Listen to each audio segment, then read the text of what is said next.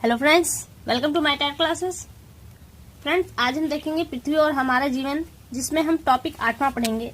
एक बार विषय सूची देख लेते हैं हमने कौन कौन से टॉपिक्स पढ़े हैं और कौन से अभी हमसे छूट रहे हैं। तो देखिए, पहला टॉपिक पृथ्वी की आंतरिक संरचना पढ़ चुके हैं, दूसरा है पृथ्वी के स्थल रूप, तीसरा है धरातल के रूप बदलने वाले कारक, जिसमें हमने आंतरिक कारक और बाह्य कारक देखे थे। वायु की गतियां, समुद्र की गतियां, और हमको आगे पढ़ना है प्राकृतिक प्रदेश एवं जनजीवन। यानी कि हमको अब ये देखिए, यहाँ पे ये 4 टॉपिक और बचे हैं, हमको यही चीजें पढ़नी है, प्राकृतिक प्रदेश, जनजीवन, ये 4 टॉपिक में। लेकिन हमारा क्षेत्र जो अलग होगा, पहले हम देखेंगे विषुवत प्रदेश, फिर देखेंगे सवाना प्रदेश, मरुस्थल प्रदेश और टैगा एवं टुंड्रा प्रदेश। तो स्टार्ट करते हैं हम आज की वीडियो।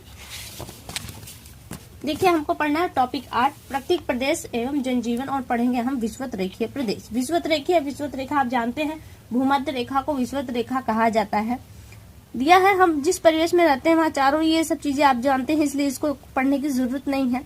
ये देख लेते हैं येलो बॉक्स में, वर्षा, तापमान, आर्द्रता, वायु दाब आदि के दीर्घकालीन सम्मिलित रूप को जलवायु कहते हैं। और मौसम किसे कहते हैं? किसी एक दिन के मौसम में जो परिवर्तन होता है उसे हम मौसम परिवर्तन कहते हैं। जब इसी मौसम परिवर्तन को एक दीर्घ काल तक अध्ययन करते हैं तो वो हमारा होता है जलवायु।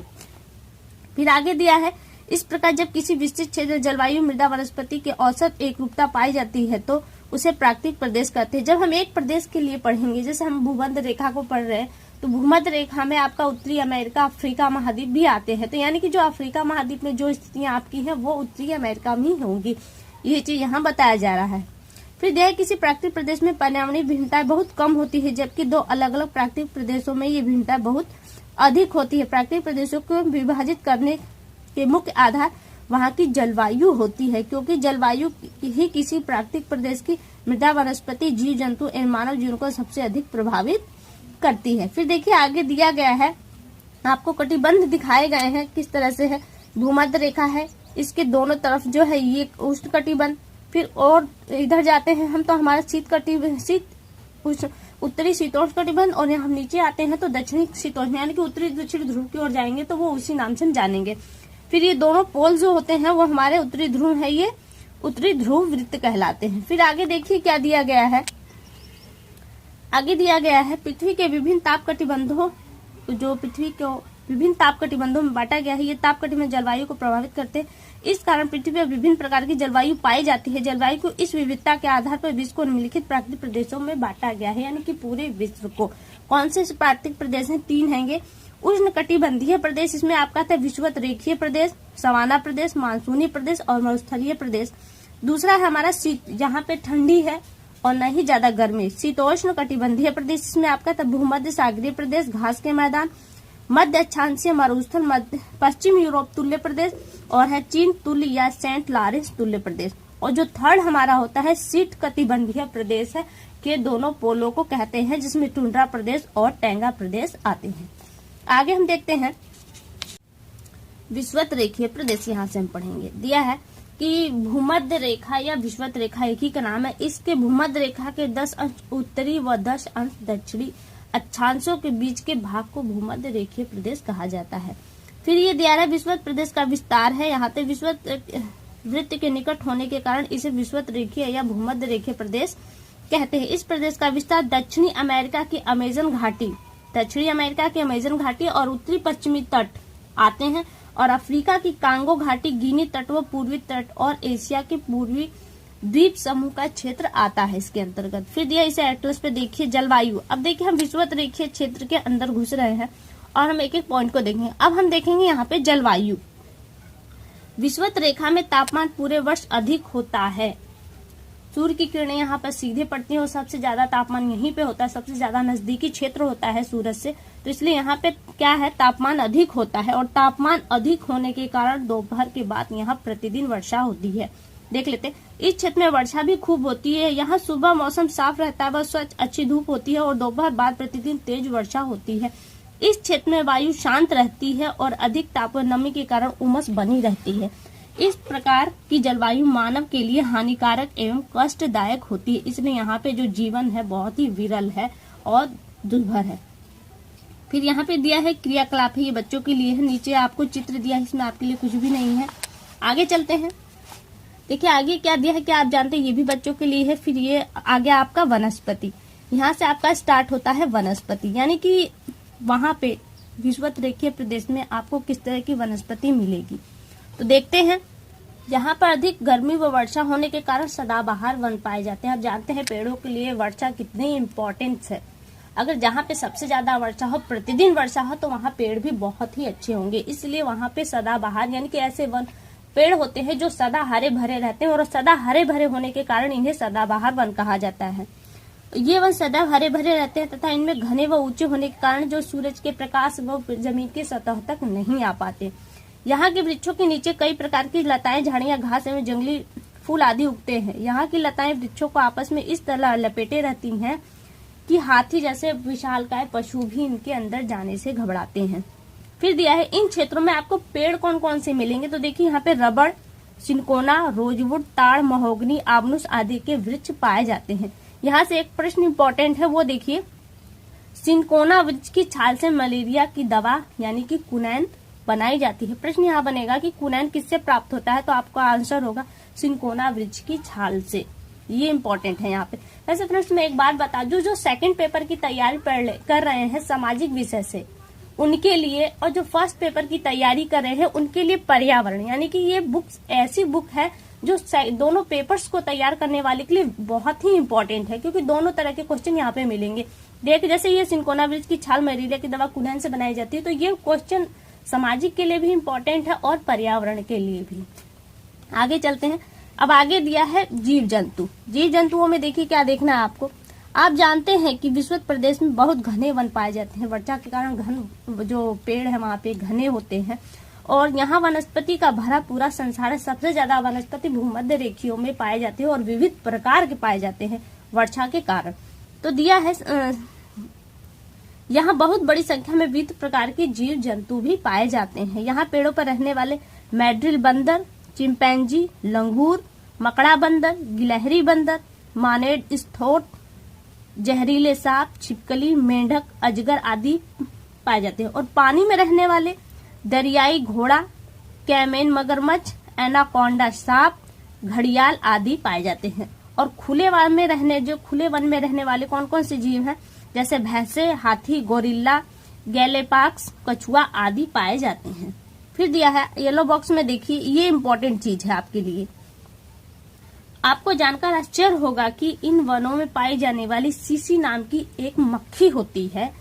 जहरीली मक्खी के काटे से मनुष्य को, और अगर ये मक्खी इंसान को काट ले तो बहुत लंबी नींद में चला जाता है। और इसी कारण से लोग ये मक्खी है, सीसी मक्खी है, ये सतह पर यानी कि जमीन पर ज्यादा पाई जाती है, और ऊंचाई पे आप जाएंगे तो कम मिलेगी। और यही कारण है कि यहाँ पे जो मनुष्य वह पेड़ों के ऊपर घर बनाकर रहते हैं। आगे देखिए क्या है इसमें। यहाँ पे मानव जीवन कैसा है। अगर हर तरह की विषमता है तो मानव जीवन भी दुभर ही होगा।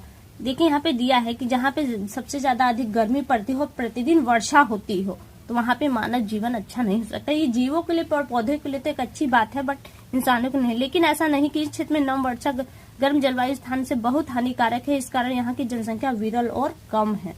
दक्षिणी अमेरिका में अमेजन नदी के तट पर और अफ्रीका में जायरे नदी का जो क्षेत्र है, कुछ आदिवासी जनजातियां निवास करती हैं, यानी कि कुछ ही आदिवासी जातियां रहती हैं यहाँ पे, जिनमें अमेजन घाटी में, यहाँ अमेजन कहाँ पर है आपका, अमेरिका में है। और यहाँ पे जो जनजातियां पाई जाती है उसे बोरो कहा जाता है। जायरे यानी कि अफ्रीका महाद्वीप में इन जनजातियों को पिग्मी कहा जाता है। मलाया में यानी कि इन जातियों को सेमांग कहा जाता है। ये लोग छोटे कद, काले रंग, मोटे ओठ, घुंघराले बाल, चपटी नाक और छोटी आंख वाले होते हैं।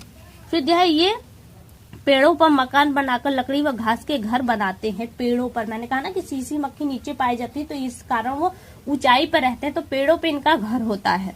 फिर यह निवास करते हैं। यहाँ के लोग भोजन मुख्यतः मांस पर आधारित हैं। फिर ये लोग काफी मक्का, ओको, अनाज आदि की खेती भी करते हैं। पिग्मी लोग कमर के घुटने तक, वृक्षों की छाल तक पत्ते से शरीर को ढकते हैं। फिर आगे देखिए दिया है अमेजन तथा जायरे घाटी के लोगों का व्यवसाय क्या है। अब यहाँ पे ये लोग कौन सा व्यवसाय करते हैं, क्योंकि भाई जीवन यापिका के लिए ऐसी चीजों की जरूरत पड़ती है, तो उनके लिए व्यवसाय करना पड़ेगा तभी उनको मिलेगा। तो दिया है पहला तो वो शिकार करते हैं। शिकार किसका करते हैं, जंगली पशुओं का शिकार करते हैं और मछलियों का शिकार करते हैं। अब जंगली पशुओं का शिकार किस लिए करते हैं, तो मांस के लिए और खाल व हड्डियों के लिए करते हैं। और मछली का जो शिकार होता है वो मांस के लिए, तेल और चर्बी के लिए होता है। फिर दिया है वन वस्तु इकट्ठा, यानी वनों द्वारा वो वस्तुओं को इकट्ठा करते हैं। तो किस लिए देख लेते हैं। कंद मूल फल केला आदि खाने के लिए, लकड़ी के लट्ठे मकान बनाने के लिए, तो उनके पर्सनल। लेकिन ये जो 3 दिए हैं, तेल वाले ताड़ के फल, जड़ी बूटियां, हाथी दांत जानवरों की खाल, जंगली रबड़ का दूध, रबड़ का एक पेड़ होता है उससे दूध निकाला जाता है। तो ये 3 चीजें वो अपने व्यापार के लिए दिया है। इन वस्तुओं को बेचकर अपनी आवश्यकता की चीजें खरीदने के लिए वो इकट्ठा करते हैं। फिर आगे आता है कि वो चलती फिरती खेती करते हैं। ये झूम की खेती है। चलती फिरती को खेती को हम झूम के, मैं इसे अगर इन पूरी बातों को अपने शब्दों में कहूँ तो यही कहा जा सकता है कि झूम की खेती होती है वनों को काट कर उन्हें साफ कर कर खेती करना। कुछ समय उपरांत क्योंकि ये खाद वगैरह का तो यूज करते हैं, जिसके कारण से 5-6 सालों में ये मिट्टी इन उपजाऊ हो जाती है, यानी कि उसका उपजाऊपन समाप्त होता है, जिसके कारण से वो फिर पुनः दूसरी जगह पर चले जाते हैं खेती करने के लिए। तो ये झूम की खेती कहलाती है। एक स्थान पर रहकर 5-6 साल तक खेती करना, फिर दूसरे स्थान पर चले जाना, ये झूम की खेती के अंतर्गत है। इस तरह का क्वेश्चन सीटेट में इस बार आया था कि चलती फिरती खेती या स्थानांतरित खेती कहाँ होती है। तो ये आपका भारत से रिलेटेड था कि पूर्वी क्षेत्र में, पश्चिमी क्षेत्र में, किस क्षेत्र में था। तो झूम की खेती आप देख रहे हैं कहाँ पर है, भूमध्य रेखीय प्रदेश में, लेकिन आप भारत में भी कुछ हिस्सों में होती है ये। फिर आगे दिया है आपका दक्षिणी पूर्वी एशिया में इंडोनेशिया का जावा द्वीप है। तो दिया है द्वीप अन्य विषुवत रेखीय प्रदेशों के जो क्षेत्र है उनसे भिन्न है। किस मामले में। इस द्वीप पे जो मिट्टी है वो लावा द्वारा निर्मित है और तकनीकी विकास भी हुआ, जिसके कारण यहाँ के किसान खेती करते हैं, इसलिए यहाँ अधिक जनसंख्या पाई जाती है। फिर दिया है विषुवत प्रदेश के लोगों के जीवन स्तर में सुधार लाने हेतु सरकार बहुत प्रयास कर रही है और ये क्षेत्र जो है वहाँ पे खनिज पदार्थ बहुत अधिक मात्रा में है। यहाँ की बॉक्साइट, निकेल, तांबा, टिन, तेल आदि खनिजों को निकालने के लिए मशीनों